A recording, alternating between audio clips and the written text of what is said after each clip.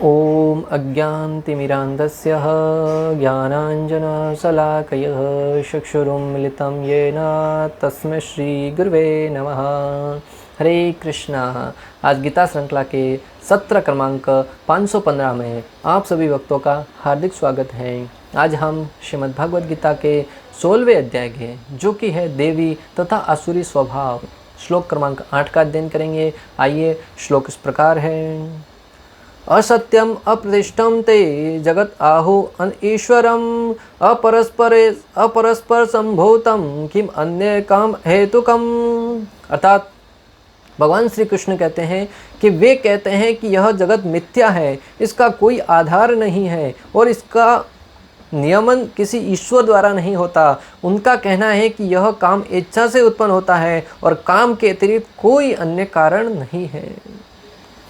भगवान श्री कृष्ण अब यहाँ आसुरी सिद्धांतों का वर्णन कर रहे हैं कि किस प्रकार लोग शास्त्रों के विरुद्ध अपने मन गढ़ंत सिद्धांत प्रस्तुत करते हुए उनके अनुरूप लोगों को शिक्षा देते हैं कि ये जीवन किस प्रकार चल रहा है, किस प्रकार उसमें ईश्वर का अस्तित्व ही नहीं है, किस प्रकार ईश्वर को जीवन से निकालकर कोई सिद्धांत मात्र काम इच्छाओं पर आधारित बताते हैं, कोई इस प्रकृति को मनोकाल्पित ढंग से प्रस्तुत करते हैं, कोई कहते हैं कि ये प्रकृति अपने आप चल रही है, कोई कहते हैं कि प्रकृति का प्राकट्य अपने आप हुआ और अपने आप ही चल रहा है, कोई कहते हैं मात्र और मात्र इंद्रिय भोग के लिए ये जीवन हमें प्राप्त हुआ है, मृत्यु के पर्यंत हमें किसने नरक स्वर्ग देखा है, जो यहाँ पे जी रहे हैं आसानी से आनंद के साथ जीवन यापन करो। ये सारे के सारे सिद्धांत है वो भगवान श्री कृष्ण इनकी भर्त्सना करते हुए कह रहे कि आसुरी स्वभाव से प्रेरित किए जाने वाले हैं। ये लोगों को गलत दिशा की तरफ मोड़ने के लिए प्रायोजित किए जाते हैं। इसलिए हमें चाहिए कि इन सिद्धांतों के विषय में जब हम श्रीमद् भगवद गीता के माध्यम से भगवान श्री कृष्ण के श्री मुख से सुन रखेंगे कि ये गलत हैं, आसुरी स्ववृत्ति के हैं, तब हम उनसे दूर रहेंगे। अगर कहीं से ऐसा सुन भी लेंगे तब उनसे हम प्रभावित नहीं होंगे। इसलिए इन सारे के सारे सिद्धांतों को भगवान श्री कृष्ण हमें बताना उचित समझ रहे हैं। सबसे पहले वे एक जीववादी दार्शनिकों का मत प्रस्तुत कर रहे हैं। एक जीववादी दार्शनिकों का क्या मत है? यह जगत असत्य है और भ्रामक गलतियों से भरा हुआ है, जैसे शिव को चांदी समझ लेना आदि। एक जीववादियों का ये सिद्धांत है, ये जगत है वो असत्य है, इस जगत का कोई अस्तित्व ही नहीं है और ये भ्रामक गलतियों से भरा पड़ा है और ये इसमें कोई किसी प्रकार का कोई प्रतिष्ठा, मान, अपमान ये सब नहीं होना चाहिए। मात्र अनेक प्रकार के जीव हैं, वो सारे के सारे असत्य पर आधारित हैं। ये जगत है ही नहीं अगर मोटा मोटा कहा जाए तो। इस जगत की कोई प्रतिष्ठा नहीं है, जैसी एक आकाश पुष्प की स्थिति होती है। और वो दृष्टांत देते हैं कि जिस प्रकार कोई आकाश पुष्प है ही नहीं, आकाश में कोई पुष्प नहीं है, मात्र वायु ही वायु है, उसी भांति ऐसा कोई जगत ही नहीं है, इसका कोई संकल्पना भी नहीं करनी चाहिए। परंतु वही लोग आंखों पर चश्मा पहनते हैं, शरीर पर वस्त्र पहनते हैं, भोजन खाते हैं, निद्रा लेते हैं, अनेक प्रकार की इंद्रिय भोग करते हैं। तब उनको कहा जाए कि जगत तो जब असत्य है तो इस शरीर को क्यों सजा रहे हो, शरीर को क्यों सुख सुविधा प्रदान कर रहे हो, तब उनके पास कोई उत्तर नहीं होता। परंतु जो मूर्ख लोग हैं, जो अज्ञानी लोग हैं, वो उनके इस प्रकार के सिद्धांत देने के बाद भी उनका अनुसरण करते हैं और उनको अपना मार्गदर्शक मानते हैं। परंतु भगवान श्री कृष्ण उनकी भर्त्सना कर रहे हैं। अर्थात यह ऐसी वस्तु नहीं है जिसके गुणों को ठीक से समझा नहीं जा सके, अपितु असली वस्तु के समान यह जगत है ही नहीं। जिस प्रकार से आकाश पुष्प होता ही नहीं, कोई भगवान नहीं है जो इस जगत की सृष्टि, स्थिति और पालन करने वाला है। अन ईश्वर, अपितु भगवान की रचना भी जगत के समान मोह के द्वारा कर दी गई है। यदि परम भगवान होता तो वह इस प्रकार के झूठ जगत को रचना ही क्यों करता। इसलिए वे मानते हैं कि यह जगत भी झूठा है। एक ईश्वरवाद, एक जीववादी, एक ईश्वरवाद, उनका ऐसा मत है कि न तो कोई भौतिक जगत है, न ही आध्यात्मिक जगत है, न ही ईश्वर है। ये जगत भी झूठा, आध्यात्मिक जगत भी झूठा और भगवान भी झूठा। ये जगत को तो आकाश पुष्प से तुलना करके असत्य सिद्ध कर देते हैं कि जिस प्रकार आकाश पुष्प नहीं होता उसी भांति ये भौतिक जगत भी नहीं होता। और फिर भगवान को नकारने के लिए कहते हैं कि अगर भगवान होते तो भी इस झूठे जगत की वो संरचना ही क्यों करते। इस प्रकार कहते हैं न तो ईश्वर है, न ही जगत है और न ही आध्यात्मिक जगत है।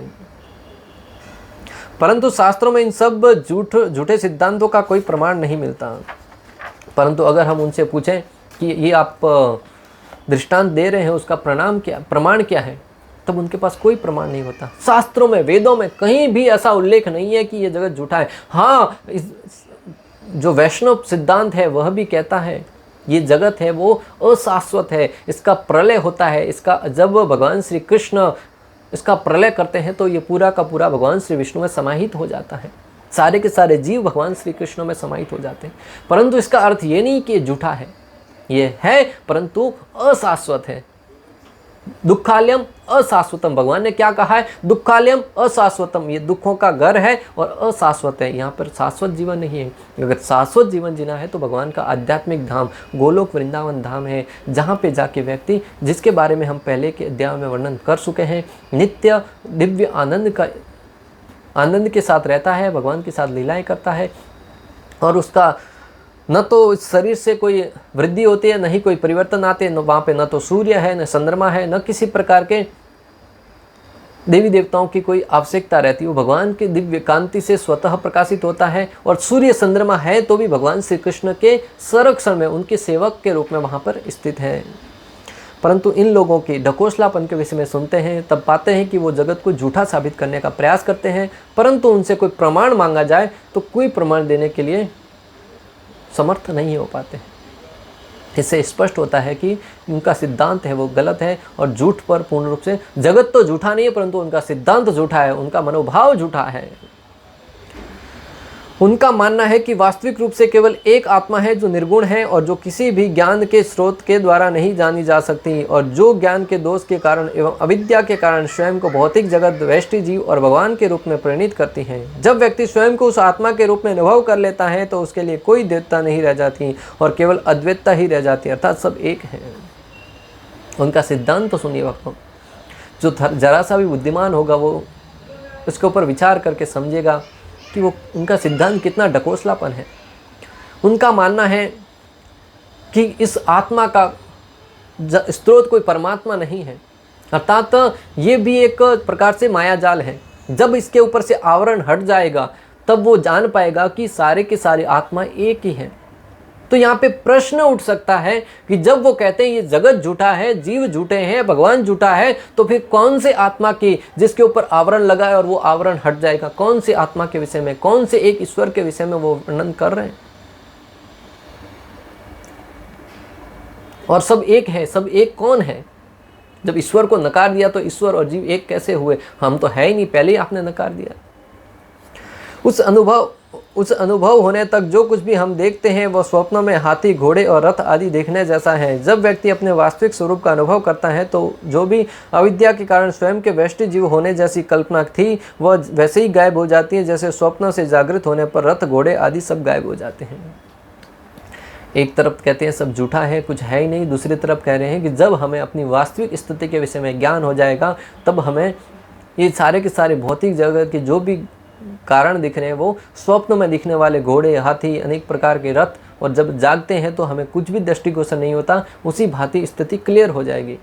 परंतु कौन से वास्तविक स्वरूप का वर्णन कर रहे हैं ये लोग? वैष्णव सिद्धांत कहता है कि भगवान, जीव और प्रकृति है, परंतु इनका मानना है सब एक है। बौद्धों का मानना है कि सृष्टि अपने आप ही अपने स्वभाव के कारण हो जाती है। वैष्णव सिद्धांत कहता है कि जीव है, प्रकृति है, काल है, ईश्वर है, परंतु इनका मानना है कि सब एक ही है।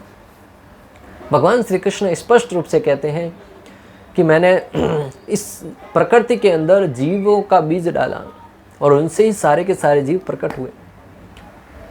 और भगवद गीता वो भी जीव, प्रकृति, काल, ईश्वर इन सब के आसपास ही ज्ञान देती है, परंतु उनका मानना है कि सब एक ही है। इस सिद्धांत के आधार पर एक संतगण बहुत ही सुंदर ढंग से समझाते हैं। खैर, वो अलग ईश्वर के, सब भगवान के विषय में वो बता रहे थे। किसी ने प्रश्न पूछा कथा में कि मुझे लगता है कि सब ईश्वर, सब भगवान एक ही हैं।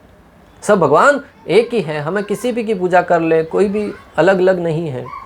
तो उस साधु ने कहा कि आपके पास में बैठे वो कौन है? तो कहते हैं मेरी माता है। बोले ये बाजू में बैठे वो मेरे पिताजी हैं। बोले आपके पीछे बैठे वो मेरी पत्नी है। आपके गोदी में बैठे आगे वो, बोले मेरी पुत्री है। बोले अगर मैं कहूँ कि ये सब एक ही है, तुम्हारी माता है वही तुम्हारी पत्नी है, तुम्हारे पिता है वही तुम्हारे पुत्र है, तुम्हारी पत्नी है वही तुम्हारी माता है, तुम्हारी पुत्री है वही तुम्हारी पत्नी है, तो कैसा लगेगा? बोले कि महाराज आपका दिमाग तो ठिकाने पे है, माता भली मेरी पत्नी कैसे हो सकती है, मेरी पत्नी भली मेरी माता कैसे हो सकती है, मेरे पिता मेरे पुत्र कैसे हो सकते हैं? तुम्हें इन जो रिश्ता है उनके बारे में कुछ ज्ञान नहीं है क्या? सब एक कैसे हो सकते हैं? उस साधु ने कहा एग्जैक्ट वही मैं आपको समझाना चाह रहा था। जिस प्रकार इस भौतिक जगत में अलग अलग तुम्हारे रिश्ते हैं, कोई पुत्र है, कोई पिता है, कोई माता है, कोई पुत्र है, कोई पत्नी है, कोई पति है, कोई पुत्र है, पुत्री है, कोई पिता है, उसी भांति आध्यात्मिक जगत में भी भगवान है, जीव है, देवता है, अनेक प्रकार के, हर एक प्रकार के पुत्र हैं, सब रिश्ते होते हैं। तो यहाँ पे हम समझ सकते हैं कि सब एक नहीं होते हैं, प्रत्येक का अलग अलग अस्तित्व है और वो सारे के सारे अंश हैं वो भगवान श्री कृष्ण से आते हैं। और उनके नाते जब तक जीव भगवान श्री कृष्ण की सेवा में नहीं लगेगा तब तक वो सुखी नहीं हो पाएगा। बुद्धों का मानना है कि सृष्टि अपने आप ही अपने स्वभाव के कारण हो जाती है, और बुद्धों का मानना है ये सृष्टि है वो स्वतः ही अपने आप प्रकट हो जाती है। एक वैज्ञानिक भी ऐसा सिद्धांत देते हैं कि एक ब्लास्ट हुआ, उससे प्रकृति का निर्माण हुआ, परंतु एक दूसरे उसके विरुद्ध एक अन्य वैज्ञानिक उसका खंडन करते हुए कहते हैं, वो एक मॉडल बनाते हैं पृथ्वी का, बहुत ही सुंदर मॉडल। सारे वैज्ञानिकों को दूसरे दिन मिलने के लिए बुलाते हैं, अपना मॉडल दिखाते हैं। तो उस वैज्ञानिक ने पूछा अरे वाह बहुत ही सुंदर, आपने ये मॉडल कैसे बनाया? तो उस वैज्ञानिक ने कहा ये रात को एक ब्लास्ट हुआ और अपने आप इस मॉडल का निर्माण हो गया। तब सारे वैज्ञानिक आश्चर्य भरी नज़रों से देखने लगे, बोले ब्लास्ट से कोई निर्माण थोड़ा ही होता है, और इतना सुंदर मॉडल का निर्माण कैसे हो गया? ब्लास्ट से तो तबाही होती है। बोले एग्जैक्ट मैं आपके सिद्धांत को ही तो बता रहा हूँ, आपका ही तो सिद्धांत है कि एक ब्लास्ट हुआ और प्रकृति का निर्माण हुआ। बोला ब्लास्ट से प्रकृति का निर्माण कैसे हुआ? जिस प्रकार इस ब्लास्ट से प्रकृति का निर्माण नहीं हो सकता, इस मॉडल का निर्माण नहीं हो सकता, उसी बात इस प्रकृति का भी निर्माण नहीं हो सकता। इस प्रकृति को बनाने के पीछे एक व्यक्ति है और वो व्यक्ति है भगवान श्री कृष्ण, जिसकी अध्यक्षता में ये प्रकृति है वो कार्य कर रही है। मया अध्यक्षेण प्रकृति, मेरे अध्यक्षता में ये प्रकृति है वो कार्य करती है, ऐसा भगवान श्री कृष्ण स्पष्ट रूप से श्रीमद् भगवद गीता में कहते हैं। जो कोई व्यक्ति सिद्धांत को सुनकर उसके ऊपर श्रद्धा रख के सुनता है, वह व्यक्ति जीवन में सफलता के शिखर पर पहुंचता है और आध्यात्मिक जीवन में भी प्रगति करता है। अन्यथा इधर उधर की बातें सुन के वो मात्र और मात्र ठोकरें खाता रहेगा। भगवान फिर लोकायत सार्वक नामक दार्शनिकों के दर्शन को कह रहे हैं। उनके अनुसार इस जगत का कोई उद्देश्य नहीं है सिवाय काम इच्छा की तृप्ति के। और तीसरा सिद्धांत चार्वक का सिद्धांत बताते हुए भगवान कह रहे हैं, उनका ऐसा सिद्धांत है कि जगत में मात्र और मात्र काम इच्छा पूर्ण करो, उधार लाकर भी घी पियो, कहीं से भी लाके इंद्रिय तृप्ति करो, इसके अलावा जीवन का कोई उद्देश्य नहीं है। खाओ पियो और ऐश करो, आहार निद्रा भय मैथुन, मृत्यु के बाद किसने देखा है आगे का जीवन? कुछ भी नहीं होता है। ये उनका सिद्धांत है, ये भी पशुवृत्ति है। स्वतः काम हेतु काम का अर्थ है का एक और अर्थ है। जैन दार्शनिकों के अनुसार, उनके अनुसार इस जगत का कोई भी हेतु हो सकता है, यह व्यक्ति की तर्क शक्ति के ऊपर आधारित है। उनका मानना है कि इस भौतिक जगत का कोई भी हेतु हो सकता है, कोई एक हेतु नहीं है, अर्थात कोई एक कारण नहीं है। जिसकी जैसी बुद्धि होगी, जैसा विचार करेगा, उसके अनुरूप उसका हेतु बन जाएगा, कोई एक हेतु नहीं है। इन चारों सिद्धांतों के आधार पर भगवान की सत्ता को नकारने का प्रयास किया गया है ताकि अधिक से अधिक भोग किया जाए।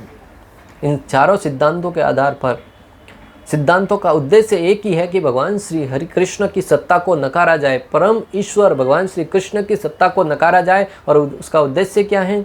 अधिक से अधिक इंद्रिय भोग किया जाए। जैसे ही जीवन में भगवान आते हैं उनके नियम भी आ जाते हैं, और जब नियम आएंगे तो व्यक्ति इंद्रिय भोग नहीं कर पाएगा। जब इंद्रिय भोग नहीं कर पाएगा तो व्यक्ति इन सिद्धांतों को हटाने के लिए प्रयासरत होगा।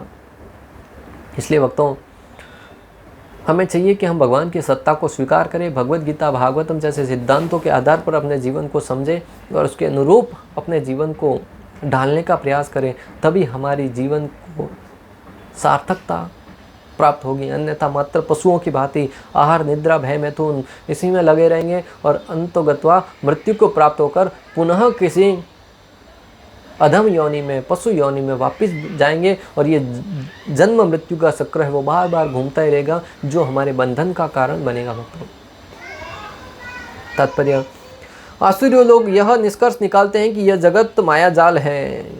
आसुरी लोग हैं वो इस जगत को माया जाल कहकर संबोधित करते हैं।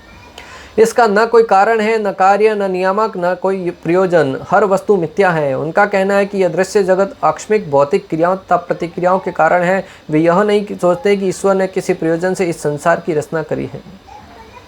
आसुरी प्रवृत्ति वाले लोगों का मानना है इस जगत का न तो कोई बनाने वाला है, न कोई इसका सिद्धांत है, न कोई इसके नियम कानून है।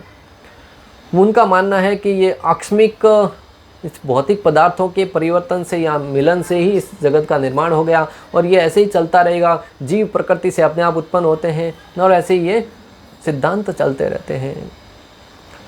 उनका अपना सिद्धांत है कि यह संसार अपने आप उत्पन्न हुआ है और यह विश्वास करने का कोई कारण नहीं है कि इसके पीछे किसी ईश्वर का हाथ है।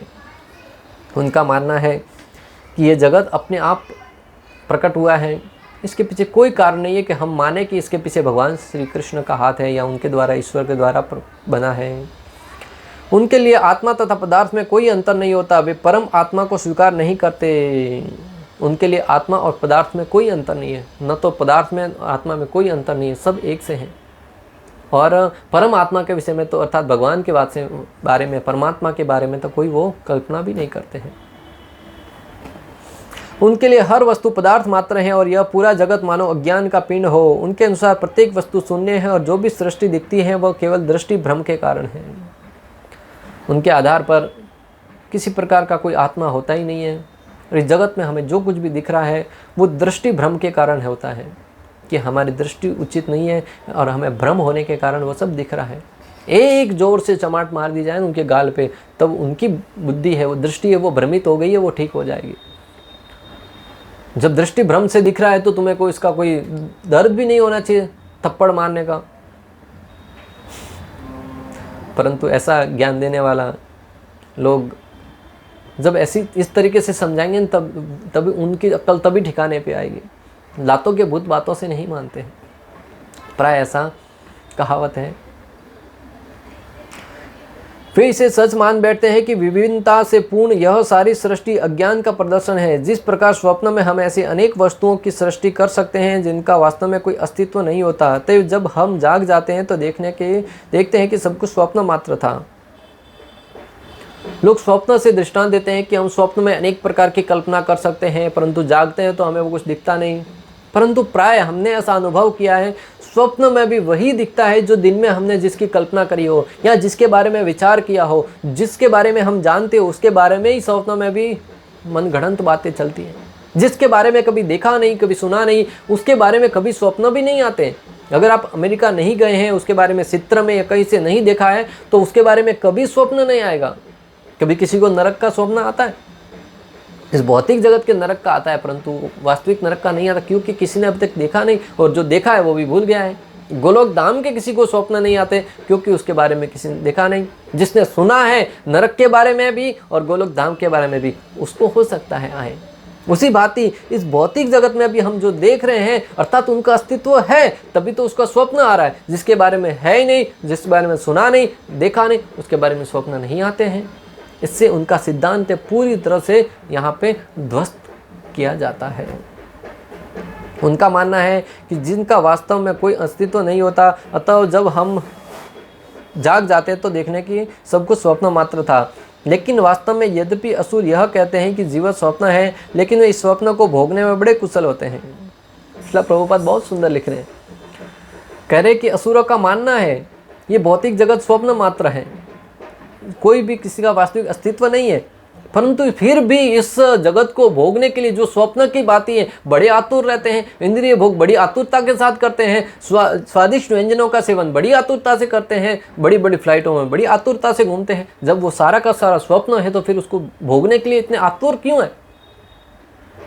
बड़ी कठिनाई करके मेहनत करते हैं, परिश्रम करके धन कमाते हैं और उसका भोग करने के लिए लालायित रहते हैं। क्या उद्देश्य है? इंद्रिय भोग। और दूसरी तरफ क्या कहते हैं? ये सब झूठा है। उनकी मान्यता है कि जिस प्रकार शिशु केवल स्त्री पुरुष के संभोग का फल है, उसी तरह यह संसार बिना किसी आत्मा के उत्पन्न हुआ है। उनके लिए यह पदार्थ का संयोग मात्र है। जिस उनका मानना है कि जिस प्रकार स्त्री और पुरुष के संग से किसी अन्य जीव का जन्म होता है, वो मात्र पदार्थों का ही एक सम्मिलन है।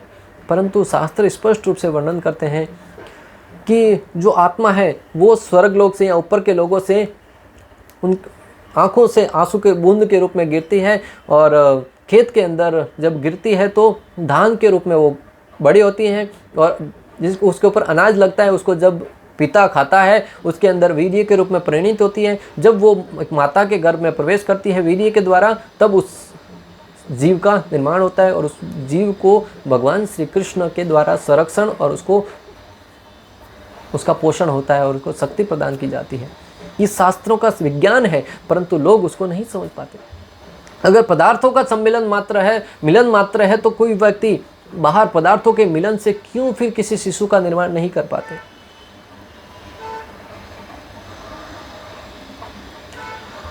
अतएव प्रकृति संसार की कारण स्वरूप है, इसका कोई अन्य कारण नहीं है। वे भगवद गीता में कहे गए कृष्ण के इन वचनों को नहीं मानते। मया अध्यक्षेण प्रकृति ही श्रूयते सरासरम हेतुनानेन कौन्तेय जगत विपरिवर्तते। सारा भौतिक जगत मेरे ही निर्देशन के अंतर्गत गतिशील है। दूसरे शब्दों में असुरों को संसार की सृष्टि के विषय में पूरा ज्ञान नहीं है। प्रत्येक का अपना कोई न कोई सिद्धांत है। भगवान श्री कृष्ण भगवद गीता में स्पष्ट रूप से कह रहे हैं कि ये प्रकृति मेरी अध्यक्षता में कार्य कर रही है, परंतु असुरगण इसको नकारते हैं, इसको स्वीकार नहीं करते हैं। उनके अनुसार शास्त्रों की कोई एक व्याख्या दूसरी व्याख्या के ही समान है, क्योंकि वे शास्त्रीय आदर्शों के मानक ज्ञान में विश्वास नहीं करते हैं। उनके अनुसार शास्त्रों की हर एक शिक्षाएं वो एक दूसरे के समान ही कुछ सिद्धांत बताने वाली है। वो शास्त्रों के सारे सिद्धांतों को एक सा रूप में देखते हैं। वो किसी भी शास्त्रों के सिद्धांतों के ऊपर विश्वास नहीं करते, क्योंकि उनको उसमें श्रद्धा नहीं है। उनको स्पष्ट रूप से भगवान श्री कृष्ण आसुरी प्रवृत्ति के गुण का वर्णन कर रहे हैं। आज की तारीख में भी अगर कोई व्यक्ति शास्त्र वेद वाणी को स्वीकार नहीं करता है तो उनको आसुरी प्रवृत्ति के रूप में माना गया है। ऐसा भगवान श्री कृष्ण का मत है। इस प्रकार श्लोक क्रमांक 8 का भक्ति वेदांत तात्पर्य पूर्ण हुआ। अंत तक हमारे साथ बने रहने के लिए आप सभी का हृदयपूर्वक प्रेम पूर्वक बहुत बहुत धन्यवाद। श्रील प्रभुपाद की जय। श्री श्री राधा गोपीनाथ भगवान की जय। श्रीमद् भगवद गीता की जय। हरे कृष्णा कृष्ण कृष्ण हरे हरे, हरे राम राम राम हरे हरे।